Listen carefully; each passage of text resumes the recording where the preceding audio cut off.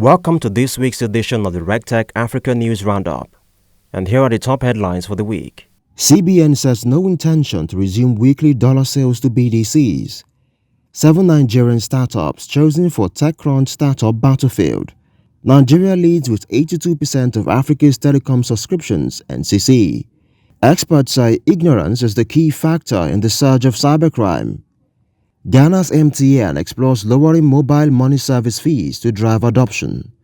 South Africa Reserve Bank approves Payco's direct clearing system participation. And Switzerland implements stringent measures to combat money laundering.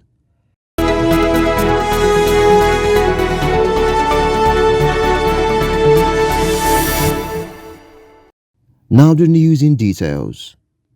The Central Bank of Nigeria, CBN, has refuted any plans to reintroduce weekly foreign currency sales to Bureau de Change (BDC) operators following the implementation of a 2.5% cap on foreign exchange spreads. This comes in the wake of efforts to curb pressures in the parallel market and stabilize the worsening exchange rates. The annual TechCrunch Startup Battlefield competition has selected 7 promising Nigerian startups to compete among a pool of 200 early-stage startups from around the world for a coveted $100,000 equity-free prize. Nigeria leads the representation from Africa with 7 startups making the cut for this year's competition. South Africa follows with 3 startups, while Kenya and Uganda each contribute 2, and Tanzania and Ghana have 1 startup each.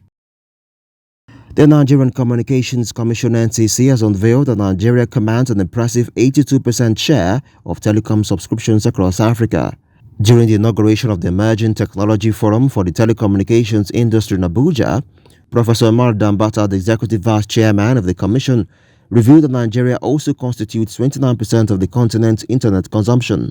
This achievement positions Nigeria as 11th globally in terms of internet penetration and the 7th on mobile phone utilization. Stakeholders in the cybersecurity sector pinpointed ignorance as a significant driver behind the increasing incidence of cybercrime in the society. This revelation emerged during the launch of the No Go Follow MAGA Confirm Am Again campaign organized by the Committee of Chief Information Security Officers of the Nigerian financial industry. Chairman of CyberSafe Foundation, Dr. Peter Badari, said the campaign's primary goal is to construct a human firewall to complement the security firewalls and prevent fraud by investing in cybersecurity education for people. Let's go for a short break, and when we come back, the news continues. Regtech Africa magazine, we're a source of insight for Africa's leaders, executives, investors, and organizations. A dynamic realm for engaging content to spark impactful conversations. Embrace the future of regulatory innovation with Regtech Africa magazine. Read, explore, and elevate your perspective today. Now in African news, MTN Mobile Money Limited, MTN Momo, is actively considering the possibility of decreasing its service fees with the aim of attracting more users and fostering the adoption of digital payments in Ghana.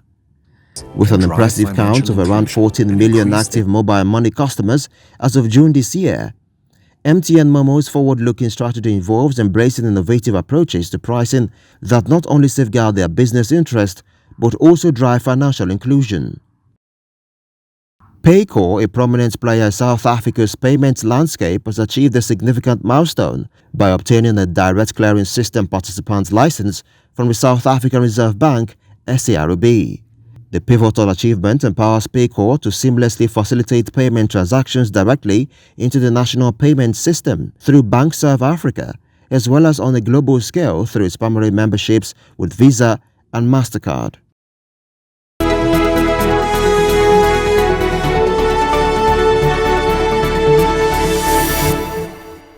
And finally, in world news, Switzerland is poised to enact a series of robust measures aimed at combating money laundering within its borders.